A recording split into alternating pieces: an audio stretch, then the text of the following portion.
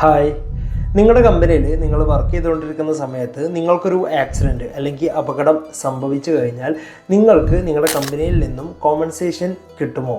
ഒരു സംശയം വേണ്ട, UAE ലോ പ്രകാരം ലഭിക്കുന്നതാണ് എംപ്ലോയിയുടെ ട്രീറ്റ്മെൻറ്റിൻ്റെ ഫുൾ ചെലവുകളും. അതായത് നിങ്ങൾ ആക്സിഡൻറ്റ് സംഭവിച്ച ആ ഒരു ദിവസം തൊട്ട് തിരിച്ച് നിങ്ങൾ കമ്പനിയിൽ ജോയിൻ ചെയ്യുന്ന ആ ഒരു ദിവസം വരെയുള്ള നിങ്ങളുടെ ട്രീറ്റ്മെൻറ്റിൻ്റെ ഫുൾ ചെലവുകളും വഹിക്കേണ്ടത് എംപ്ലോയർ മാത്രമാണ്. തുടർന്ന് ജോലി ചെയ്യാൻ പറ്റാത്ത രീതിയിലുള്ള ഒരു ആക്സിഡൻ്റ് ആണ് സംഭവിച്ചത് എങ്കിൽ ഒന്നെങ്കിൽ ട്രീറ്റ്മെൻറ്റ് കഴിയുന്നത് വരെ അല്ലെങ്കിൽ 6 മാസത്തേക്ക് ലഭിച്ചുകൊണ്ടിരുന്ന സാലറി, ബേസിക് അല്ല ഗ്രോസ് സാലറി തുടർന്നും എംപ്ലോയർ കൊടുക്കേണ്ടതായിട്ടുണ്ട്.